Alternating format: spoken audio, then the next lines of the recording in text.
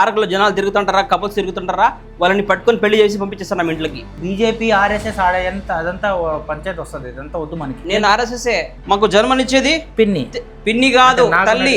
Ladies ని చూసినప్పుడు ఆ తల్లి ఫీల్ రాకపోతే రావు తీసుకుని కూడా నేను వైఫ్ ఫీల్ వస్తుంది కొంతమంది చూస్తే. లేదు, మీ వేడి ఎక్కువ ఉన్నట్టుంది. జరిగిన ఒక స్టోరీ చెప్తాను నేను. లవర్స్ చాలా సంవత్సరాల నుంచి ప్రేమించుకుంటున్నారు. ఉన్నట్టుండి అమ్మాయికి కళ్ళు తిరిగి కింద పడిపోయింది, అమ్మాయి కిడ్నీ పోయింది అన్నాడు.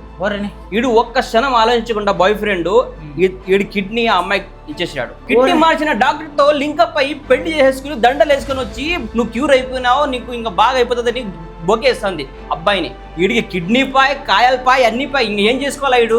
ఆ అమ్మాయికి అడిగితే ఎందుకు అమ్మాయి ఇట్లా చేసినావు నువ్వు అంటే, వాడికి కిడ్నీ లేదు, వాడి సంసారం ఎట్లా చేయాలా నేను అని చెప్పింది. ఇది లేదండి లేడీస్ కి, అందరికి కాదు, కొంతమందికి. ప్రేమిస్తారు అమ్మాయిలు, ప్రేమించి నువ్వు లేకపోతే నేను చచ్చిపోతా, నేను ఊరేసుకుంటా, పోసుకుంటా, ఇది చాలా మాటలు మాట్లాడేస్తారు. ఇంట్లో అడిగి చెప్తారా? అవన్నీ చెప్పరు. పెళ్లి టైం వస్తే మా ఇంట్లో ఒప్పుకోట్లా, మా మమ్మీ ఇది చెప్పింది, మా నాన్న ఒట్టు ఇప్పించుకున్నాడు, వాళ్ళు లేకపోతే చచ్చిపోతా అంటున్నాడు, సో నువ్వు సారీ బ్రేకప్, ఇంత ఈజీగా చెప్పేస్తారు. ఇప్పుడు ఇన్సిడెంట్లు బోత్ సైడ్ జరుగుతాయండి. అబ్బాయిల పక్కన జరుగుతుంది, అమ్మాయిల పక్కన జరుగుతుంది. సింపతి ఎక్కువ అమ్మాయిల పక్కనే ఉంటది. సిస్టమ్ మారాలా. చదువుకుంటే బాగుపడతారు, ఏరోప్లేన్ తోలుతారు, లేకుంటే ఆటో తోలుతారు.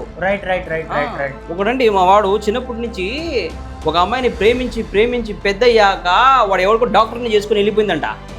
వీడు కోసుకున్నాడు. ఏది? అదే